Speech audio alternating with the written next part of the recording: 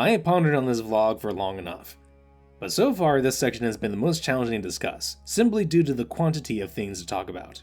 Hopefully, my musings on this painting will make some sense to someone out there, so here goes. With the grisaille rendered, now it comes time to involve color. When it comes to painting anything, the most important thing we can do is have a clear idea as to what it is we're painting. This cannot be overstated. Painting off the cuff, as it were, is a quick way to lose ourselves in the sauce. Clearly establishing what our end goals are will go miles in getting the painting correct. For my subject, I saw this picture of Velma from Scooby-Doo with classic Cartoon Network shows, and I thought this was a great idea for a painting. When it comes to using pictures as reference, it's important to remember that you are interpreting someone else's work. Do not get lost in the sauce of making it a perfect recreation, even if the work is directly inspired from it, that is, the sculpt. You should make changes to benefit the work of a figure rather than that of an illustration. Unless that reference is very well known, and people would be keen to notice differences, edge on the side of your own artistic voice rather than faithfully recreating the subject perfectly.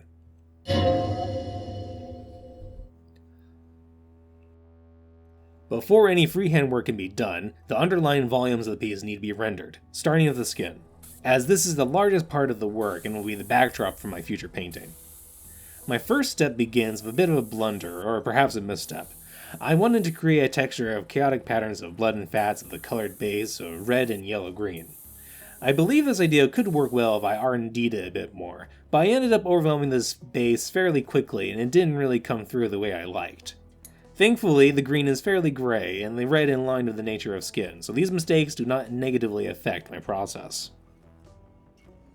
My overall goal of this skin painting is to set a basic outline of colors for later development. I want some brushstrokes on this open canvas, but my hand is not quite so strongly trained to paint in the Impressionist style. The soft, free-flowing look appears rather easy, but it is quite challenging to capture. If I set the overall progression of my colors first, I can approach the use of the brushstroke with a bit more confidence.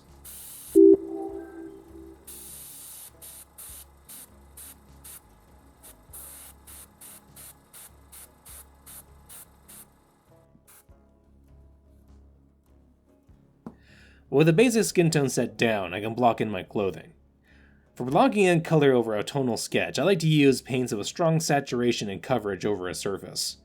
Contrasts are good for this, as they are naturally matte and widely available, but things such as instant tones and inks are also effective.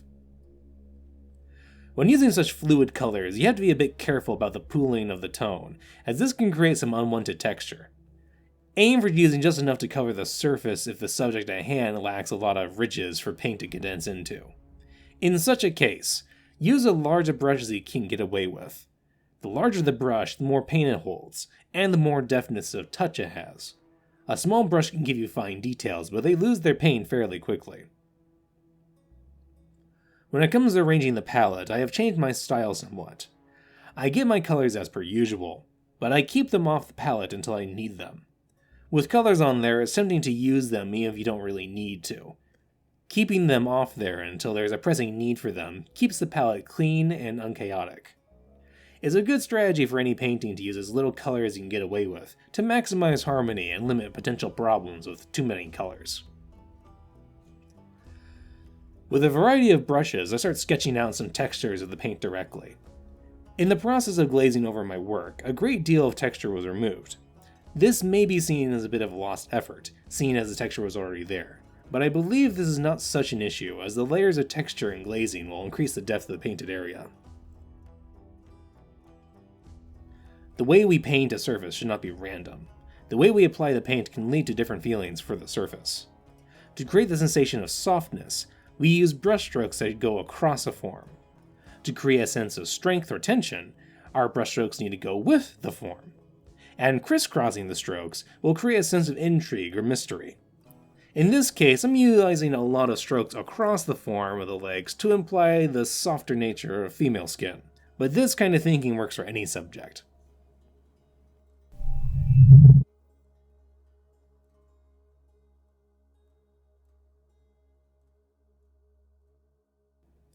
One of the most significant factors of painting well is clearly communicating to the viewer what the various parts of a figure are made out of. How can we tell something is meant to be leather, cloth, or skin? How can we visually communicate the feeling of softness, roughness, or glossiness?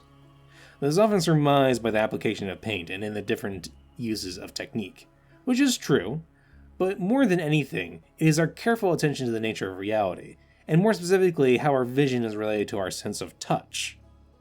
People believe that they have a strong sense of sight simply because they have two functional eyeballs, but this is not necessarily true. Learning to see, truly see the world, is actually a learned skill, one that we only develop so far as to avoid harm.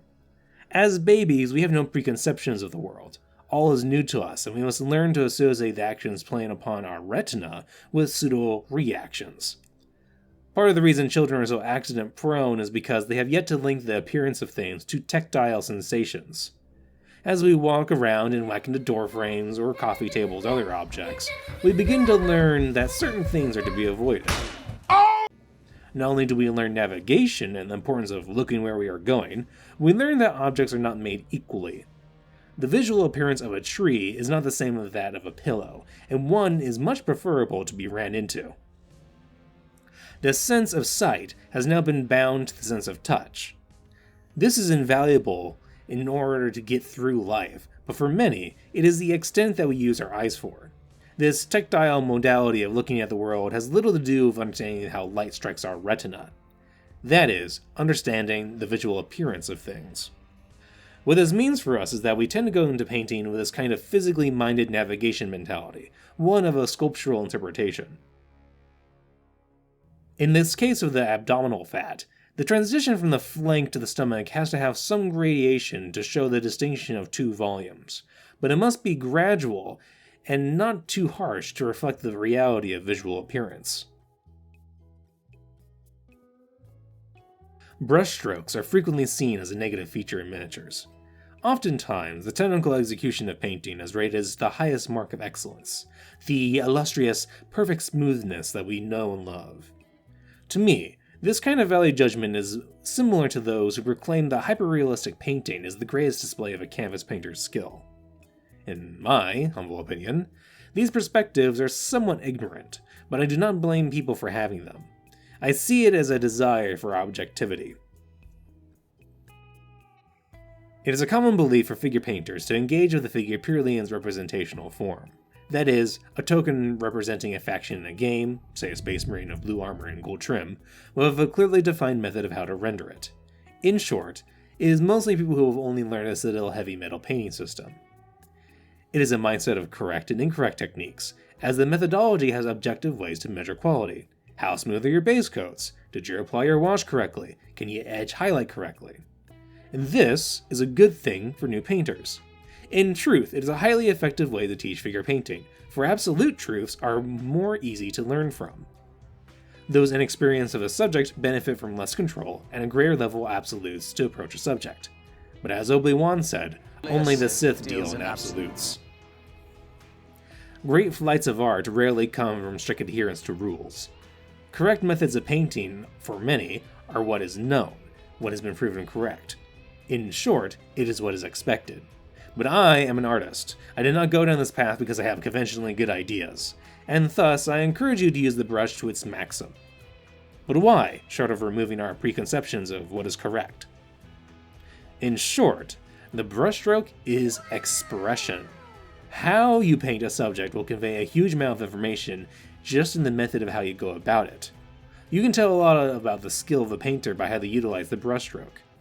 It is this deeper level of thinking that gives many of the great masters of our field their edge, one that requires thinking of the miniature as more of an open canvas rather than a paint-by-numbers kit that gets filled in. How do we go about this? Well, the quickest way I can help in this regard is to try other stuff. Miniatures do well with round brushes, but what about a square brush? Or a fan brush? How about using something bigger or strange shapes? In short, we should try different things and see how we like them. This old cat tongue brush is very good at creating texture, as is larger grainer. Try different things and see where they get you.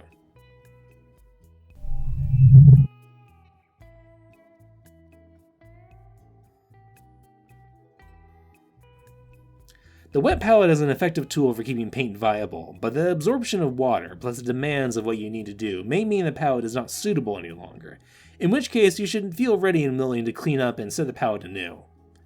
There is an argument to be made that the mixtures created in the malaise of paint can be to your benefit, as this can lead to more color harmony, but this requires a different mindset of paint and color than what I am going for here. Once I have the skin in a good state, I can move into the smaller areas of the sculpt, namely the shirt and the shorts. I set out originally with a striated appearance on the shirt, but move on to a different texture, because I think this is too similar to that of the skin. Instead, I go with a stippling approach. Using a few larger makeup brushes, I dot the surface to create the appearance of a soft material. For this, I need some very matte paint, as clothing, but especially soft fabric, is very matte. This process loses some of my built-in texture, but I can put it in later. Much better here to ensure my base forms are well rendered rather than to get lost in preserving the textures. While I have stated that you should use as little color as possible, there are moments when a convenience mixture can really aid in the painting process. In this case, Scale 75 paint works very well, as their highly matte nature naturally benefits what I am trying to do here. Being an orange, it also doesn't lie outside the possibility of what I can create with yellow and red, so it's alright. It seems counterintuitive to have this much back and forth behavior in painting process, but this is pretty normal for any kind of high-level painting. A straightforward step-by-step action is effective for learning, but for anything, you rarely get things right in a single go. We would like to have this be the case. Paintings look better best with minimal handling of paint, but this requires a great deal of learned intuition as to what to do. Also though, consider that a single object, say an apple, is not a single color. Sure, we can think of them as such, but nature is not uniform. It may have a bit of green, a bit of yellow, and some other tones mixed in. With a variety in the painting and how you mix your colors by hand, you can get a bit more of a naturalistic appearance. At this point, the figure has come to a good foundation to move on to my next phase, the dreaded freehanding. But that is for next time. Take care and have a good one.